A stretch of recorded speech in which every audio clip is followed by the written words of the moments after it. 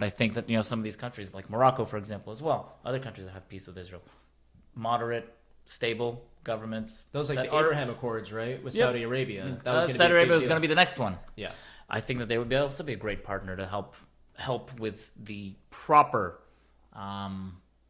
rebuilding of rebuilding of the Gaza Strip, de-radicalizing it and making it a place where people can live, can prosper, can be their best version of themselves, and be the best version of themselves for society, and not raise them to just be hating of Jews. I mean, that's what kills me about the whole UNRWA situation, where it's like, what the heck, dude? Like, all these millions of dollars were sent. UN sponsored individuals, UN employed individuals that are part of the October 7th massacre. Yeah, it's crazy. Boggles my mind. Yeah. Any other things that you wanted to mention on October 7th or anti-Semitism as a whole? Because for me, I think what's important for people to understand is the parallels that we're seeing right now and that was happening in the 1930s, right? Where people were fucking apologizing for Hitler and saying, no, that's not happening, this isn't happening. But boom. The one thing I will say is that I'm glad that it's not coming from the government at this point, like in the 30s, and it was coming from the people, and it was coming from the government in a sense for the poor souls and individuals that lived there during the time.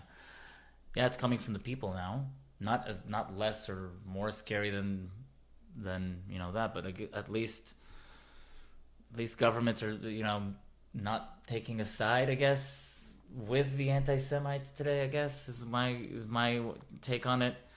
Overall, my whole thing, my message is this: like, this is a much more complex conflict than it's being portrayed as, marketed as. Yeah, marketing's a good word, because it literally is to build, evoke people's emotions, get people riled up, so they can go.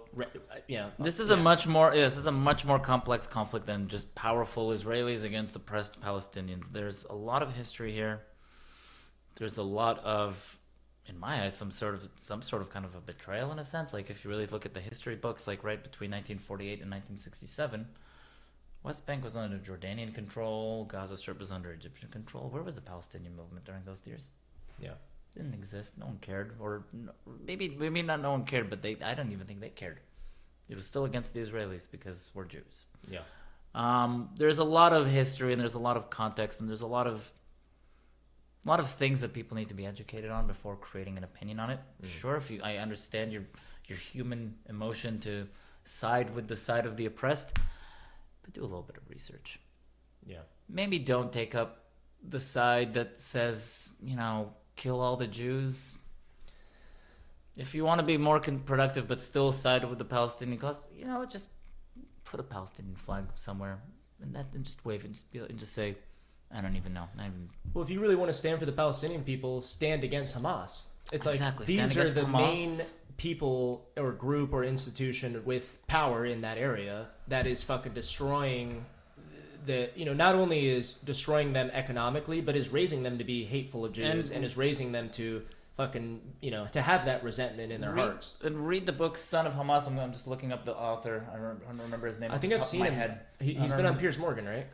Yes. Yeah, he was. Mossab Hassan Youssef. Okay. Guy was literally the son of one of Hamas's co-founders. Raised in that indoctrinated anti-Israel, anti-Jewish aspects, and this guy, I don't know exactly what he went through. I didn't read the book myself, so it's on my to-do list. But he's a popular figure who's an important voice right now, in my view. 100%, and he needs to, and his voice needs to be heard much more louder and much more clearer.